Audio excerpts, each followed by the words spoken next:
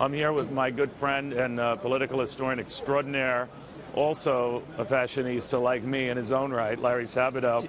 He is wearing early J.C. Penney. Yes, and it's a good store. It's a good store. It's very good to see you. Okay.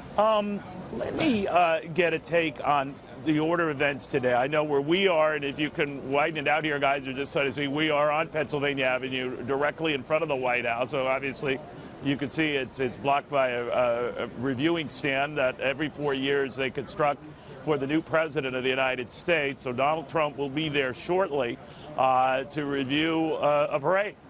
This one, we're told, is going to be about 90 minutes in duration. Right. Where does that stack up with other parades? It's shorter. It is. And thank goodness for that. Yes. Although it's not nearly as cold today as it has been at other times. I remember, yeah, 8 years ago, 4 years ago, of course. It can be horrible. Ronald Reagan holds the record of extremes, right? That's right, 1985. Right, and the coldest was 85. They had to hold it indoors. That's exactly. It was so cold they had to cancel the parade, and they simply held it in a room at the Capitol. Right. And hardly anybody got in, and that was even more high status than the Capitol luncheon we're looking at right now. So we weren't there either. No, we're not even there for the, we're not there for the one that's like anyone can go Anybody to today.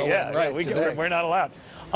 Much in native crowds, of course, you'll never see anything like Barack Obama saw 8 years ago, but it was a fairly large crowd, a raucous crowd. It was his base that was out there, his base he was addressing. I'm just monitoring, various media reaction, Professor, and they think it was a divisive speech. I didn't see anything in that wasn't very different from his campaign, but you tell me.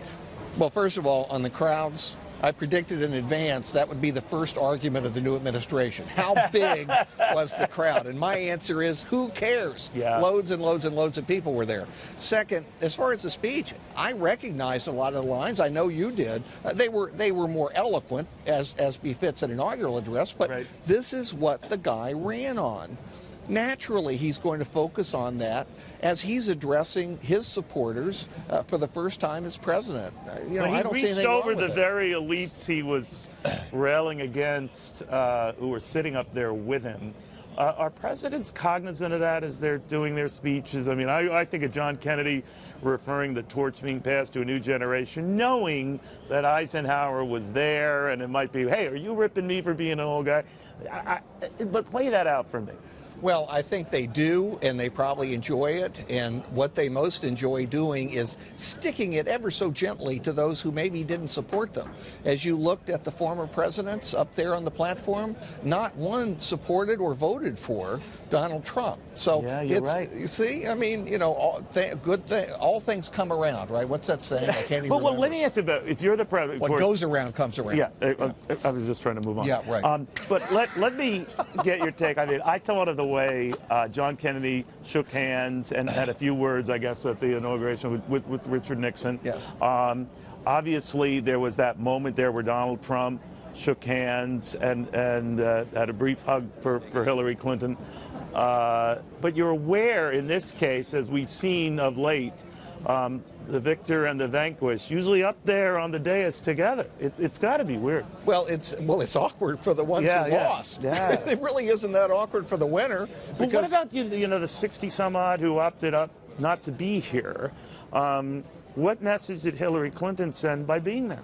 Well, she said, and so did Nancy Pelosi and Senator Schumer and the other prominent Democrats who showed up, this is what you should do. This is the appropriate conduct. I totally disagree with the boycotting. Were they saying that to John Lewis as well? This all started with the civil rights icon and Atlanta congressman saying Donald Trump is not a legitimate president. And, of course, Trump tweeted to make add insult to injury, some thought. But be that as it may, then the pylon built up. Yes. Now what happens? Well, let me just mention, historically, we saw this once before. January 20th, 1973, about 80 Democratic congressmen boycotted Richard Nixon's second inaugural. I know you remember that. That was a peak period in your life. Well, why? What was the beef at the time? Well, it was the war in Vietnam, and this, that, Watergate, this, that, and the other. It was Democrats. No, so there's a precedent for this. But look at where Lewis himself did the same with George Bush, right? Yes, he did. He skipped George Bush's inauguration.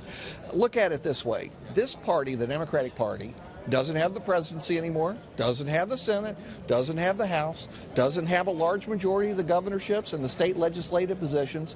Don't you think maybe they should save their bullets for something that's actually important, rather than something symbolic like this that looks frankly rude?